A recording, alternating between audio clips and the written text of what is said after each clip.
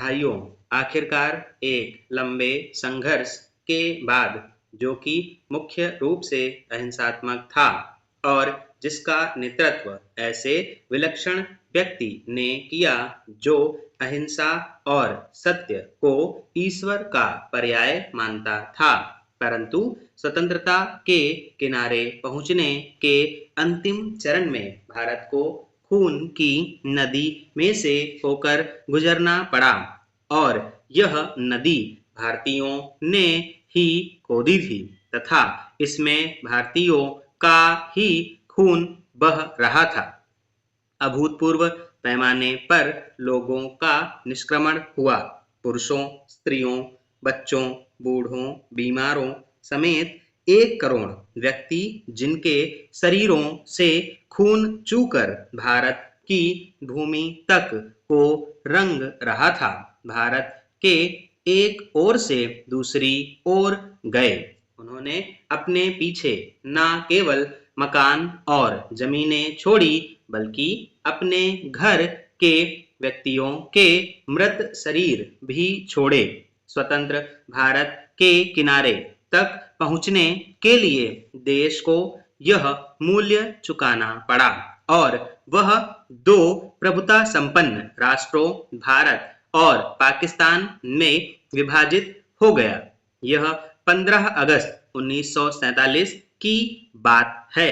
कांग्रेस ने जो वास्तविक रूप से 1885 से भारत की राष्ट्रीय वाणी थी, हमेशा भारत की एक राजनीतिक इकाई के रूप में संकल्पना की थी। कांग्रेस को अंत में भारत का विभाजन स्वीकार करना पड़ा। वैसे तो यह स्वीकृति सहमति से दी गई थी, परंतु वास्तविक रूप में देखा जाए तो यह ब्रिटिश शासकों द्वारा पिछले कई दशकों से उत्पन्न की गई परिस्थितियों के दबाव के कारण था। फूट डालो और राज करो की नीति पहले पहल अलीगढ़ मुस्लिम कॉलेज की स्थापना के साथ शुरू की गई। एक दूसरे के बाद आने वाले 3 ब्रिटिश प्रिंसिपलों ने पृथकता का विचार मुस्लिम नेताओं और छात्रों के मन पर बैठाया।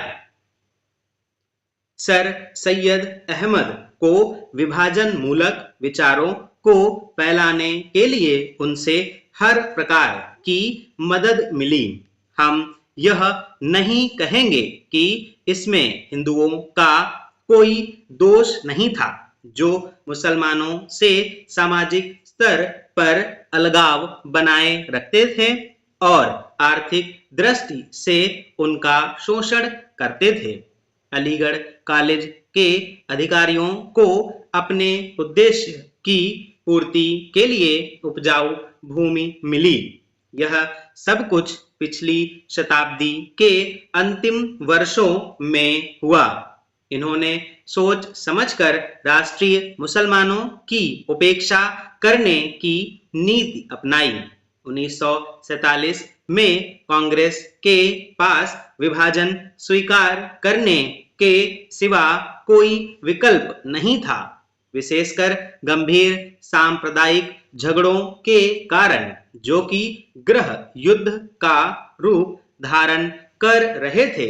जिन्ना ने यह सुझाव भी दिया कि सांप्रदायिकता आधार पर आबादी की अदला बदली की जाए। शायद वह बेहतर समाधान होता, क्योंकि इससे शायद वे क्रूर कृत्य न होते जो बहुत लंबे काल तक पड़ोस में रहने वालों के साथ उनके पड़ोसियों ने किए।